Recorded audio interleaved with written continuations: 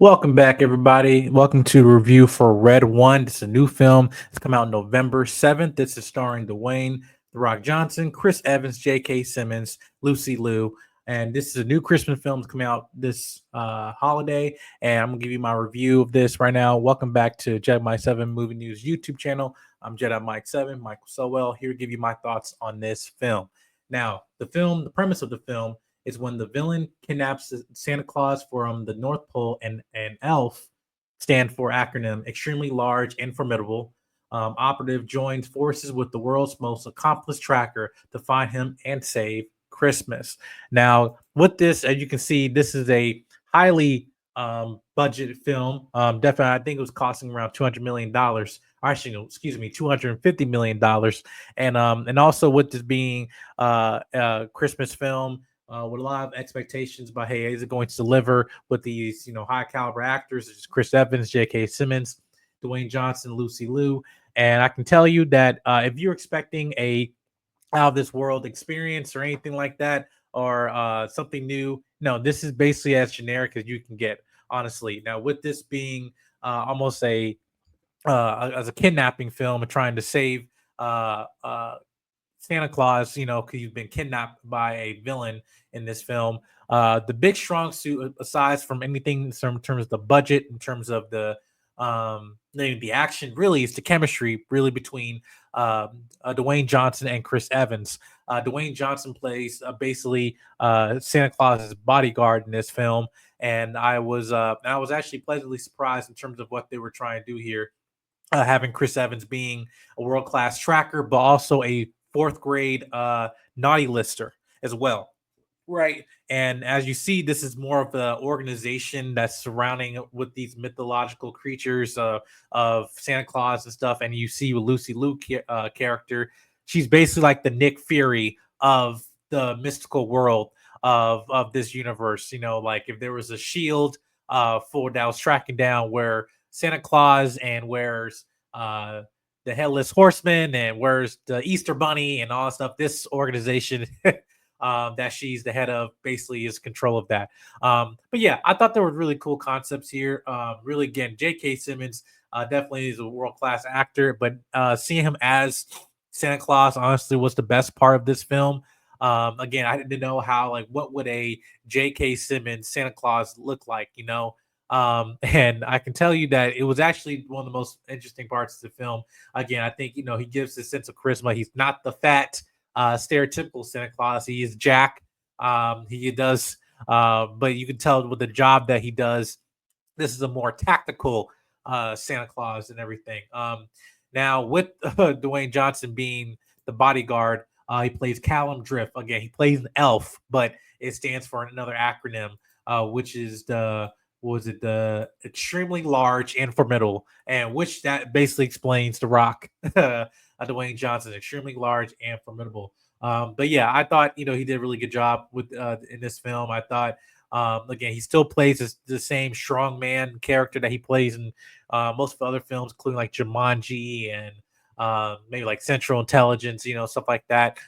Those films, but he basically the story surrounds with him basically working with Santa Claus for almost like 500 years, and basically said, "Hey, I've lost faith in humanity. I don't see the joy that in the adults anymore because there's so much darkness, so much sadness, and a lot more people are more naughty than nice in these time of days." Which I guess in terms of metaphor of just how we are as a society, that we go back to simpler times where we kind of like treat each other with respect and see the joy in life itself, but I think he's kind of someone who just kind of got lost in his job and basically just saw the dark side of humanity, right? And as you see with Chris Evans' character, he does not do a good job in setting a good example because in his life, ever since he was a little kid, he always been the troublemaker, always been the person that been going by the rules.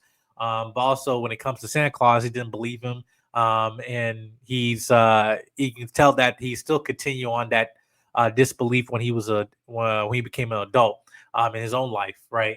Him not taking responsibility for his actions, not really having a care of the world by other people, but really deep down inside, he is still that inner child that that we all have in ourselves, right?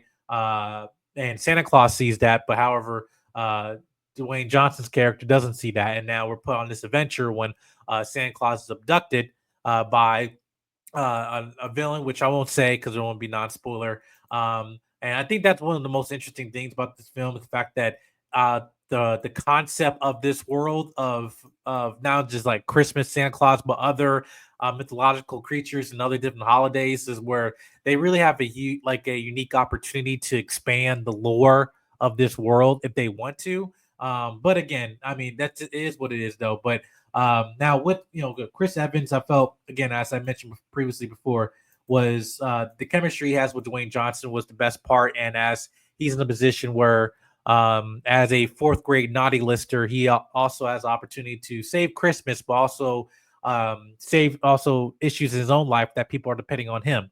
And I feel like that relationship between the Dwayne Johnson and The Rock was the strong point of this film. I think the thing that can get lost of it really is the comedy. Some of the jokes really don't land, honestly. I there's might have been some times I might have smiled, but it wasn't in a sense of that was flat out hilarious. It was like okay, that's a dad joke. Oh that's a Christmas joke or whatever, or adult joke. Even though this film is kind of rated, I think it's rated PG-13. Yeah, this film I won't say isn't really for like 5-year-olds. This isn't for like back to your Tim Allen Santa Claus films, which is what some of the films I grew up with. Now, this is a standard PG-13 film. There's definitely some action here, violence, definitely some adult humor there, as well in terms of the villains that they have in this film. They definitely are. It can be this. This film can go dark in some areas, right? Even when it's not taking itself too seriously, right? And as I mentioned previously before, there's other characters that pop up in this film, such as Krampus, who's also he revealed in the trailers as well. And yeah, I do like the history that they're establishing, with this world, with the concepts that they were doing. But again, it just really didn't land for me. Now, I'm not going to say I had a enjoyable experience because I think if you're just going for a cookie cutter, run of the mill like family film, yeah, this film you should go see this film. Should you go see this film in theaters? No, I do believe this film was produced by MGM Studios by Amazon, so definitely will be going on to streaming very very soon. And also, I think that another con of this film is the fact uh, that this film should have been released in December. Honestly, like the fact that it came out in November, I was like, this should have been a perfect time to release in December, but it didn't, and I know why because it's another Disney animated film that's gonna be coming. That's gonna be a juggernaut in December. So, and I believe this film had a few delays as well, but I felt like this is a film more going to basically being a streaming film, honestly, for families to watch, at during Christmas. Again, some of the jokes don't land, but in terms of the action and stuff, I saw this film in 40x. If you want to have an enjoyable experience in the theater, go see this film in 40x. That was the first time I ever experienced a 40x theater before in here in Washington D.C. And I can tell you that it was a very surprising experience when there's snow, when you see a bunch of different action scenes involving different characters, mythological characters and stuff, especially when you have these ice or snowmen, I should say. Yeah, they're seen here. You can see like and we watch it in 40x where they some of the water gets sprayed on you after when they get when they get killed or whatever. But yeah, I thought this again watching it when you're on Santa's sleigh flying and driving through the air, the wind is blowing in your face and stuff. When there's action, there's a punch thrown, you feel that punch, even I mean, literally in your back. Honestly, but yeah, I thought that was I think the most enjoyable part of my experience watching this was watching it 40x. But aside from that, I'll probably give this film a rating, maybe a solid of a letter score, probably a C plus. This film again, do you have to go see this film in the theaters? No, honestly, I would tell you wait for this to come on streaming. I would tell you to go wait for this film to come out on Amazon or Prime Video when it does, or HBO Max too, because I think also Warner Brothers is also attached to this film as well. But yeah, this film I do believe was a a decent film. It was enjoyable, but again, it was a knockout out of the park. Was it like all flying colors? Like this is going to be a staple for for holiday films in the future? No, and I don't think it was trying to be. But you definitely, again, as I mentioned before, a $250 million budget. You can definitely see where this film where the budget in this film goes into, because I thought some of the visual effects were okay. Some of it was a little bit campy too, and you'll see, like, especially the third act with one particular character, which is the villain of the film. Definitely gets into this like definitely like CGI fest. And But in some areas too, they rely on practical effects. When it's especially involving like characters like Krampus and other characters. But again, you see where the money is in this film.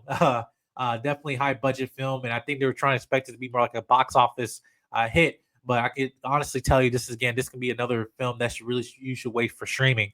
But yeah, aside from that, I'm gonna give this film a C plus. The chemistry between Dwayne Johnson and Chris Evans were the best part. But again, yeah, you go wait for this on streaming, and you guys will have a decent time. Especially kids would enjoy this film for the most part. But until then, make sure you guys hit subscribe and comment, like, and share. Have you seen this film? This film coming out in November, I believe, November 15th. So yeah, you guys can go watch this film. Theaters is out theaters right now. Let me know your thoughts. Do you like it? Do you didn't like it? Let me know in the comment section down below. And I'll see you guys in the next video. Peace.